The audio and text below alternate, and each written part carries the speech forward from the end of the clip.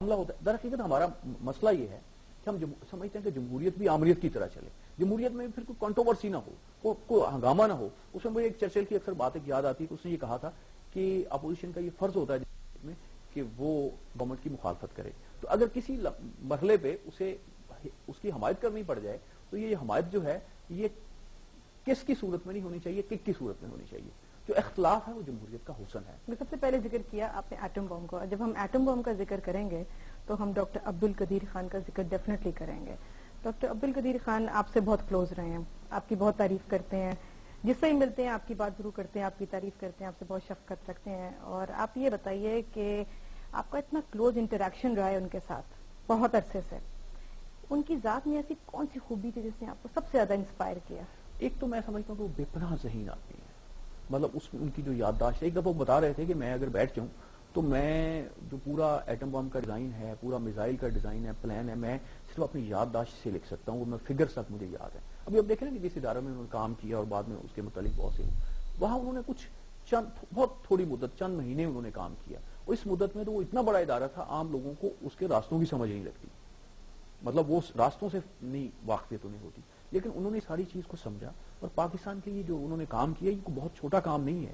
اب آپ دیکھیں کہ جب آپ نے ایٹمی دھماکہ کیا تو یہ میزائل کا آپ کے تجربہ ہوا تو پاکستان ڈیفنس میں 14ویں نمبر پہ آ گیا. جب آپ نے ایٹم بم کا دھماکہ کیا تو آپ 6 یا 7ویں نمبر میں دنیا میں آ گئے. تو یہ جو آپ کو ایک بہت غیر معمولی ایک کامیابی ملی ہے, تو یہ کوئی چھوٹی بات نہیں تھی, اور یہ ہضم نہیں ہو رہی کسی سے. آپ اس پہ بات کر رہے ہیں. میں مثلا ایک بات میں اور وضاحت کرنا یہاں پہ چاہوں گا. ہمارے کچھ دوست احباب یہ کہتے ہیں کہ ڈاکٹر صاحب نے یہ ایٹم بم بنا کے اس قوم کے لیے بڑی بڑی زیادتی کر دی. اب یہ اتنی احمقانہ بات ہے کی بات نہیں ہے, مگر آپ کو میں اس میں عرض کرتا ہوں کہ مثلا یہ کہ ایٹم بم بنانے کا فیصلہ جو ہے وہ جناب ذوالفقار علی بھٹو نے کیا تھا. انہوں نے یہ کہا تھا کہ ہم گاز کھا لیں گے لیکن ہم ایٹم بم بنائیں گے, اور وہ لوگ جو ہیں بھٹو صاحب کی تعریف کرتے ہیں. در حقیقت یہ ایک پولیٹیکل فیصلہ تھا, ایک ڈیموکریٹک گورنمنٹ کا فیصلہ تھا. مگر ایٹم بم بچا لے گا ہمیں ان تمام مسائل سے؟ دیکھیں جی, ایٹم بم کا مقصد جو ہے وہ بچانا نہیں ہے. آپ کو ایٹم بم آپ کا فوڈ نہیں ہے. ایٹم بم جو ہے آپ کا وہ جو اس کا رول ہے فوڈ کی زیادہ ضرورت ہے نہیں. مسئلہ یہ ہے کہ یہاں تو یہ ہے نا کہ آپ کا فوڈ جو ہے وہ ایٹم, وہ تو آپ نے بنا لیا.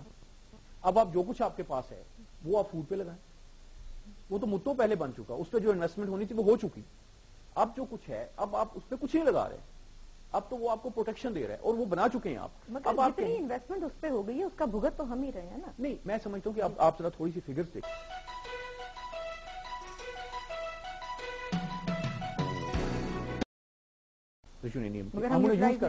ہمیں کچھ ایسی وجوہات ہیں, پولیٹیکل ہیں, دوسری ہیں کہ ہم اسے یوز نہیں کر رہے. لیکن میرا خیال ہے کہ آہستہ آہستہ اگر ہمیں, جیسے ہائیڈل پار آپ یوز نہیں کر سکتے, آپ کا پولیٹیکل ایشو بنا دیا گیا ہے, تو یہ چیزیں ساری لیکن چل رہی ہوتی ہیں قوموں کی زندگیوں میں. یہ معاملات جو ہیں یہ مراحل آتے ہیں. آپ کو لگتا ہے کہ ایٹم بم ضروری تھا؟ میں تو سمجھتا ہوں کہ یہ ذوالفقار علی بھٹو صاحب نے یہ فیصلہ کیا تھا, اور ایک وہ ہماری جمہوری حکومت کے سربراہ تھے اور بڑے وائس آدمی تھے, ان کا یہ فیصلہ تھا کہ پاکستان کے پاس ایٹم بم ہونا چاہیے. اور انہوں نے, اور یہ فیصلہ ہمارے جو سائنٹسٹ ہیں انہوں نے اس پہ عمل درآمد کیا اور پاکستان کو ایٹم بم دیا. Coming back to doctor Abdul Qadeer صاحب, جس طرح آپ نے کہا کہ آپ کو ان کی ذہانت نے بہت امپریس کیا, میرا خیال تھا آپ سادگی کہیں گے, ان کی سادگی بہت امپریس کی. ہاں, میں بالکل بات کروں گا. Very simple person. میں یاد ہے مجھے کسی میں ان کے اعزاز میں فنکشن ہو رہا تھا, تو ہم بیٹھے ہوئے تھے وہاں پہ, تو ایک صاحب آئے, انہوں نے کہا ڈاکٹر صاحب میں نے اسٹیج سیکرٹری ہوں میں, تو میں نے وہ کچھ آپ متعلق باتیں بتانی ہیں تو آپ ذرا سن لیں. کہ ہاں بتائیے. پھر آپ کے والد صاحب نے کہا تھا کہ آپ نے بہت عظیم شخصیت بننا ہے اور یہ کارنامے کرنے. اس نے کہا ہمارے والد صاحب نے تو ایسی کوئی بات نہیں تھی, وہ تو بڑے سیدھے, وہ یہ کہتے تھے جی سچ بولا کرو, کام کیا کرو, محنت کیا کرو, وہ ایسی کوئی بات نہیں کرتے تھے. تھوڑی دیر کے بعد انہوں نے کہا کہ نہیں, نیکسٹ انہوں نے کہا جی وہ ہم نے یہ سنا ہے کہ جی جب آپ نے پاکستان کی سرزمین پہ قدم رکھا تو آپ نے یہ عہد کیا کہ آپ پاکستان کو سب سے بڑا ایک بنا دیں گے, ملک بنا دیں گے. اس نے کہا جی بھائی ایسا کوئی مسئلہ نہیں تھا, گرمی بہت تھی, وہ میں نے ایک ٹین کا ڈبہ اٹھایا ہوا تھا, اور یہ بھی کیوں ہے. اور 4-5 اور انہوں نے ان کی بڑی عظمت کی داستانیں بیان کرنے کی کوشش کی. اس نے کہا بھی نہیں, سچی بات کرو, اس میں آپ ایسے الجھا کے بات کیوں کر رہے ہیں. دیکھیں مسئلہ یہ ہے ہمارے, اب ڈاکٹر قدیر خان کو بہت کنٹروورشل فگر ان کو بنا دیا گیا, مگر اب آپ دیکھیں پاکستان میں کون سی شخصیت جو کنٹروورشل ہم نے نہیں بنائی. قومیں ہیروز جو ہیں ان سے بنتی ہیں. انڈیا میں مہاتما گاندھی ہے, نہرو ہیں, ان کی ایسی بہت سی چیزیں ہیں جن پہ لوگوں کا اختلاف ہے. امریکہ میں بہت سی چیزیں. میں سمجھتا ہوں کہ یہاں پہ آپ کے امریکن میڈیا نے اور یہاں پہ بہت زیادہ زور دیا ہے میں ڈاکٹر قدیر کی بات نہیں کر رہا صرف، میں کہتا ہوں کہ آپ کسی دوسرے شخص کو بتائیں کسی کو ہیرو بننے دیا ہے، کیونکہ جب تک ہیرو نہیں بنتے قوم نہیں بنتی، لوگ نہیں بنتے، گروہ بنتے ہیں. تو وہ در حقیقت یہ ایک بڑا ایک پروسیس ہوا ہے، اس کے ذریعے جو ہے وہ اب ڈاکٹر قدیر صاحب جو بھی اس کا ایک معاملہ ہے ان کا ہے، اور میرے تو وہ ہیرو ہیں اور ہمیشہ وہ ہیرو رہیں گے. لیکن اب آپ دیکھیں کہ کس شخص کو آپ نے چھوڑا ہے، کہ کون سا شخص ہے جو آپ کہیں گے یہ ہمارا ہیرو نہیں، ہیرو ہے،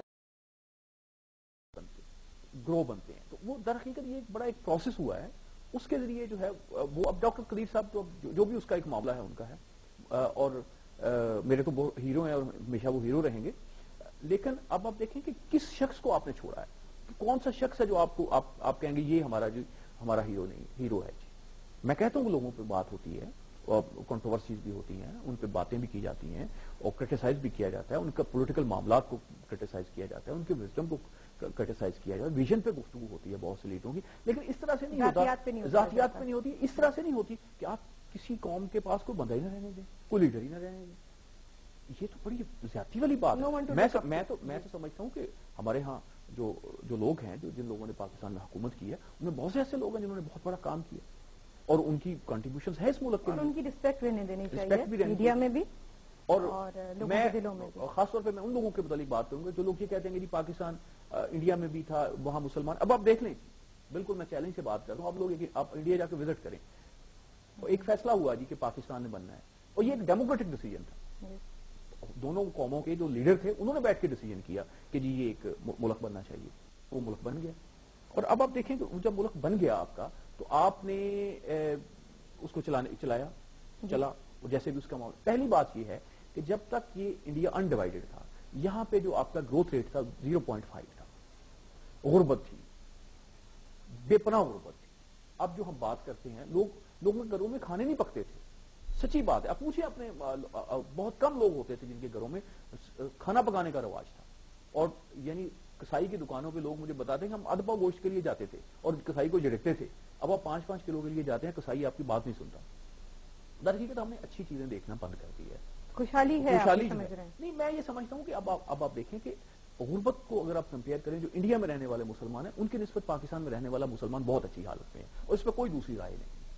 جتنی بھی آپ فگرز لے لیں، جو بھی آپ چیزیں لے لیں، میں نہیں کہتا کہ آپ مقابلہ کریں کہ جی ہم ہندوؤں کے مقابلے میں کیا ہے. وہ انڈیا ایک بڑا ملک ہے اور اس کے بڑا معاملہ ہے، لیکن وہاں پہ پچھلے دنوں وہ منو بھائی کا کالم بھی تھا اور دوسری رپورٹس بھی آئی ہوئی ہیں کہ جی وہاں خودکشی بہت بڑھ گئی. ہمیشہ انڈیا سے کیوں کمپیئر کرتے ہیں؟ امریکہ سے یا جرمنی سے یا فرانس سے کیوں نہیں کرتے؟ بات یہ ہے کہ انڈیا کے ساتھ ہم غلام تھے، انڈیا کے ساتھ ہم آزاد ہوئے، اس کے بعد ہماری ایک کنٹروورسی اس کے ساتھ شروع ہوگی.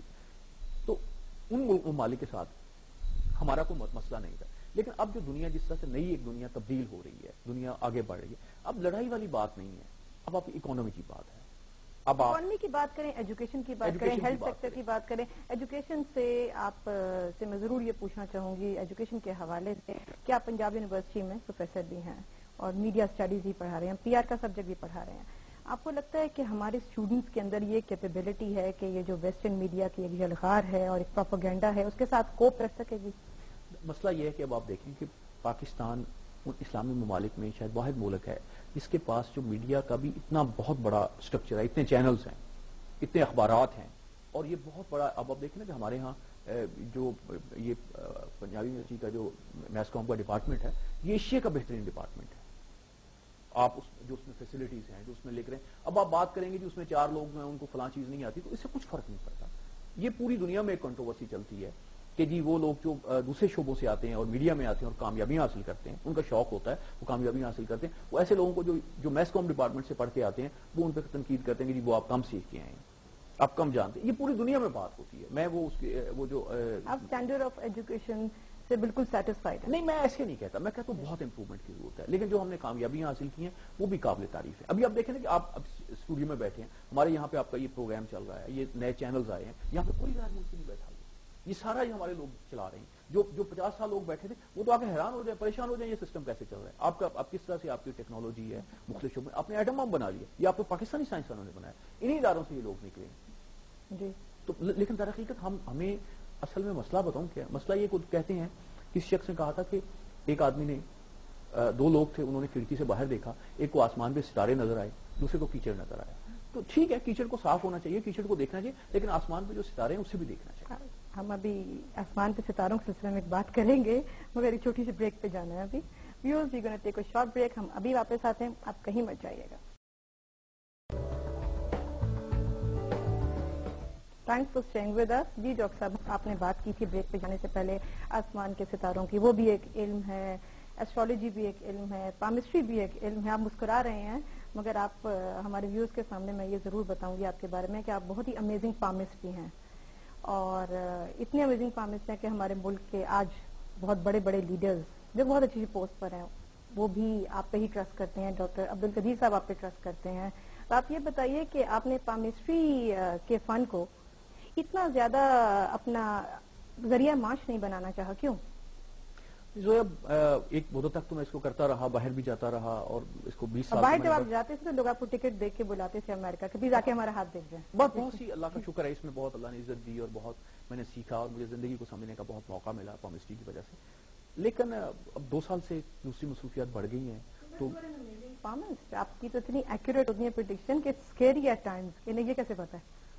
بس وہ اللہ کا شکر ہے، اللہ جو ہے وہ عقل دے دے، سمجھ دے دے، کچھ بتا دے، تو وہ اللہ کی مہربانی ہے. اس کے علاوہ میں کیا کہوں. لیکن یہ ہے کہ میں نے ایک زندگی میں ہمیشہ کوشش کی ہے کہ جو کام بھی کیا جائے اس کو دیانتداری سے کیا جائے، محنت سے کیا جائے، ایکسل کیا جائے اس میں. ایکسل کیا جائے. اور پھر یہ ہے کہ یہ، لیکن آپ درست ہیں یا غلط ہیں، یا وہ میں سمجھتا ہوں کہ آپ اللہ ہی آپ کو سمجھ دیتا ہے.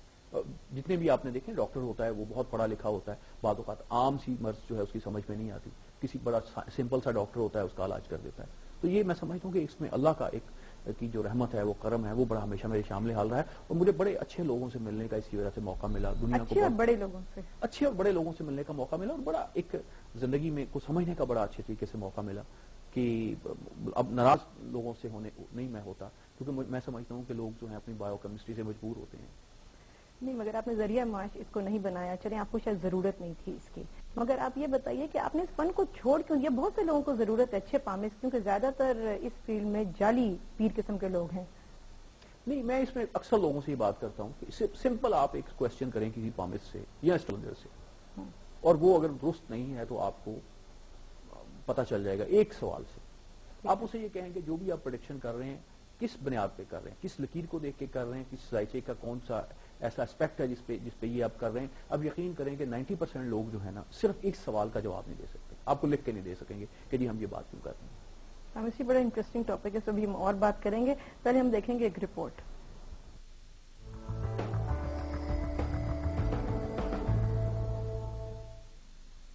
آرٹ کے فروغ اور آرٹسٹوں کی حوصلہ افزائی کے لیے کوپرا آرٹ